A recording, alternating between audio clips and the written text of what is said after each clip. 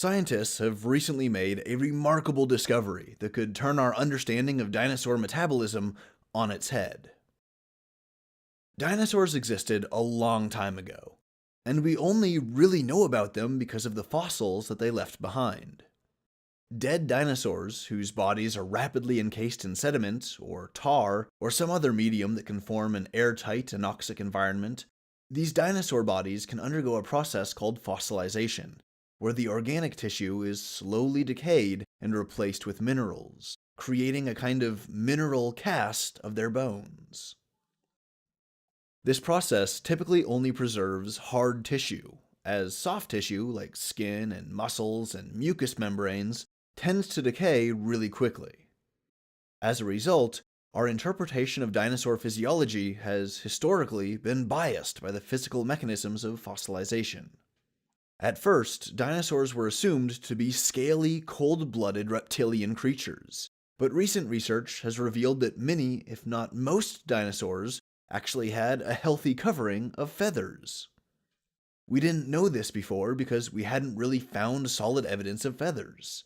Feathers don't fossilize that easily, so the evidence was rare. This new discovery that I want to tell you about today also involves soft tissue, and could cause a similar shift in our understanding of dinosaurs. The story begins when scientists discovered, quote, an exceptionally preserved specimen of the early Jurassic Ichthyosaur, Stenopterygius, unquote.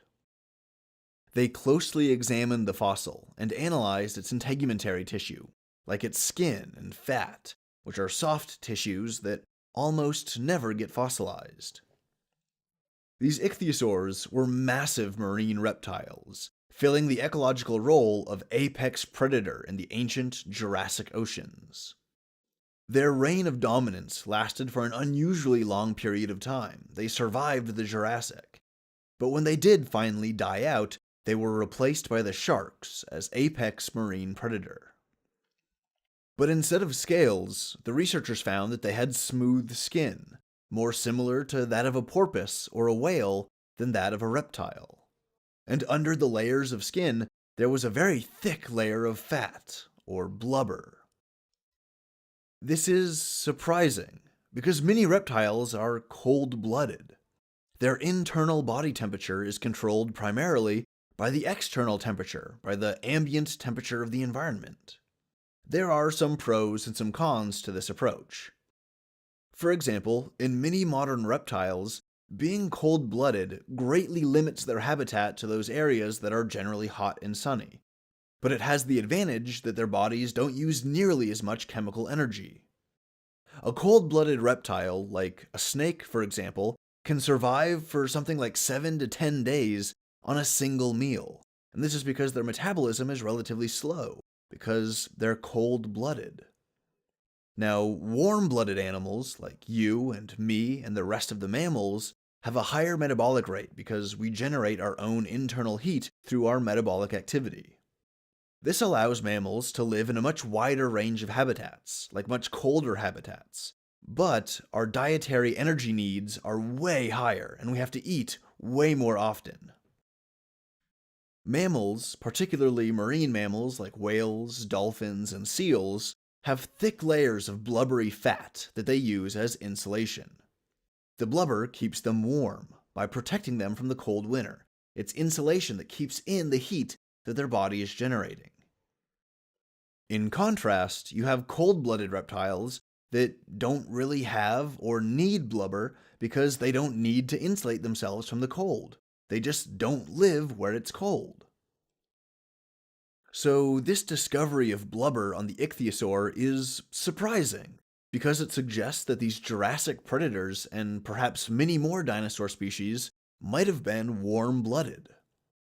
Just like the realization that dinosaurs had feathers, this discovery of the convergent evolution of blubber upends another preconception of dinosaurs. Although, just like the case with feathers, it's not like this discovery came totally out of the blue and took everyone by surprise.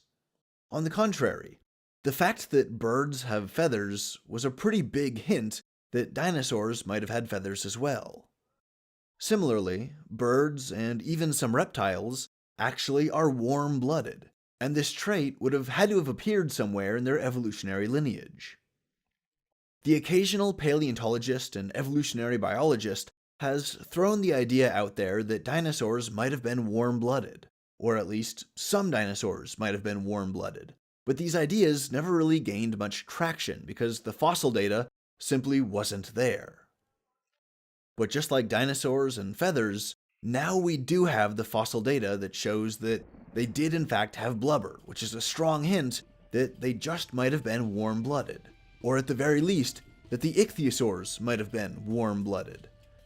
And with every discovery like this, with every fossil that we find and analyze, our understanding of dinosaurs becomes that much more refined.